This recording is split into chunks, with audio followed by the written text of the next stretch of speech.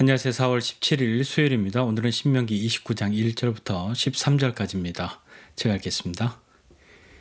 호렙에서 이스라엘 자손과 세우신 언약 외에 여호와께서 모세에게 명령하여 모압 땅에서 그들과 세우신 언약의 말씀은 이러하니라. 모세가 온 이스라엘을 소집하고 그들에게 이르되 여호와께서 애굽 땅에서 너희의 목전에 바로와 그의 모든 신하와 그의 온 땅에 행하신 모든 일을 너희가 보았나니 곧 그 큰 시험과 이적과 큰 기사를 내 눈으로 보았느니라. 그러나 깨닫는 마음과 보는 눈과 듣는 귀는 오늘까지 여호와께서 너희에게 주지 아니하셨느니라. 주께서 40년 동안 너희를 광야에서 인도하셨거니와 너희 몸에 옷이 낡아지지 아니하였고 너희 발에 신이 헤어지지 아니하였으며 너희에게 떡도 먹지 못하며 포도주나 독주를 마시지 못하게 하셨음은 주는 너희의 하나님이신 줄을 알게 하려 하심이니라.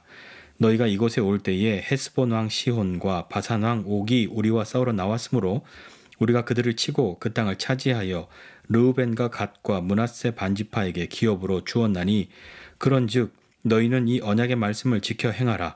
그리하면 너희가 하는 모든 일이 형통하리라.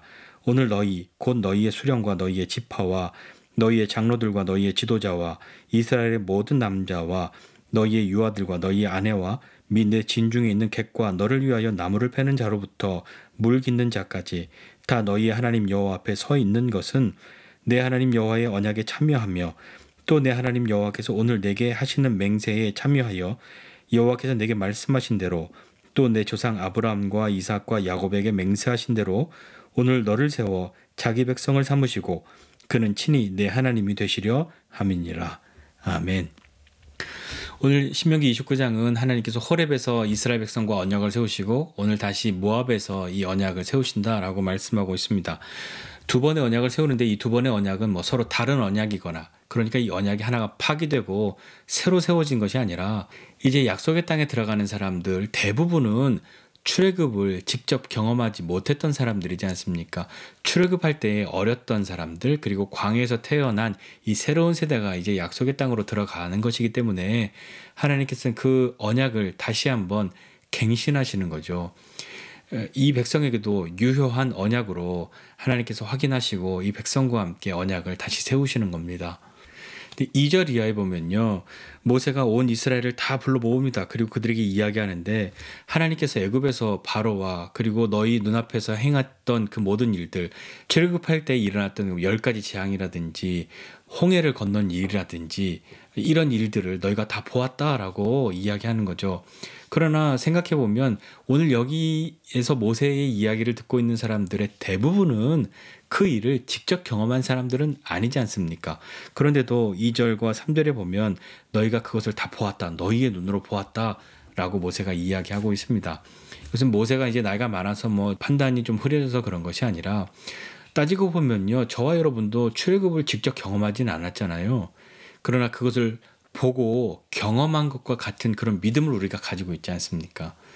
그렇지만 이 광야에서 태어난 그 백성들은요. 우리가 가지고 있는 믿음과는 사뭇 다른 믿음이지 않았을까요? 왜냐하면 그 출애굽의 모든 시간들을 경험한 사람, 홍해를 건너온 사람들이 지금도 있잖아요. 그들에게서 들었기 때문에 우리와는 좀 다른 수준이었을 거라고 그렇게 생각합니다.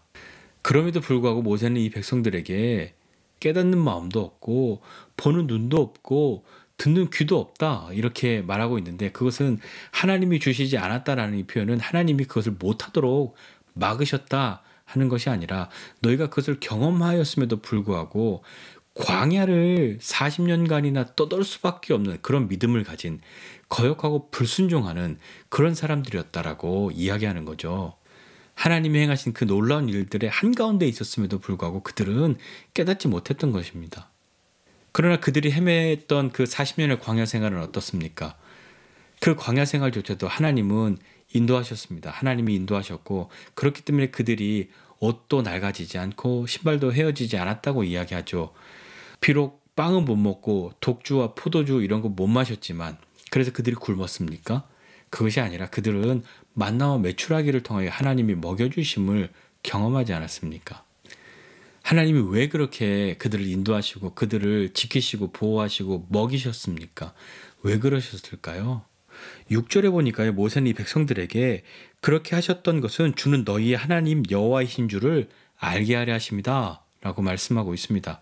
그렇게 인도하시고 지키시고 보호하시고 먹이신 것은 하나님이 우리의 하나님이구나. 이것을 알게 하려 하십니다. 그러니까 하나님이 하나님이신 줄을 알아서 그 하나님과 맺은 그 언약을 지키는 그 언약 백성으로서의 삶을 살게 하기 위함이다라는 것이죠. 하나님이 이 백성과 맺은 언약은 무엇입니까? 나는 너희의 하나님 되고 너희는 나의 백성이다 하는 것 아닙니까? 하나님이 이 약속을 지키시는 이 가운데에 우리가 이 요단 동편에서 헤스본 왕과 바산 왕이 우리를 치러 나왔을 때 우리가 그들과 싸워 이겨서 땅을 차지하지 않았냐. 그래서 그 땅이 지금 어떻게 되어 있냐.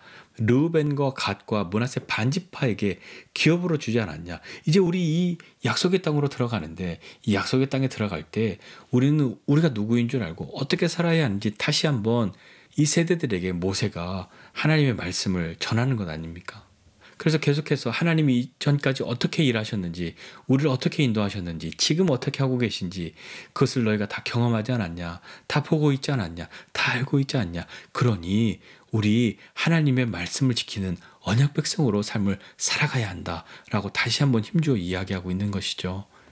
모세가 너희가 이 말씀을 지켜서 행하라, 이 언약을 지켜라, 그리하면 너희가 하는 일들이 다 형통할 것이다 라고 이 백성들 향해서 이야기합니다. 그러니까 이 백성의 형통함은 어디에서 옵니까? 언약의 준수에서 오는 것 아닙니까? 하나님의 말씀대로 하나님이 하나님인 줄 알고 우리가 하나님의 백성인 줄 알아 그 믿음 가운데 사는 가운데 있을 때에 형통함이 있다라고 이야기하는 것이죠. 사람들은 다 형통하게 되기를 원합니다.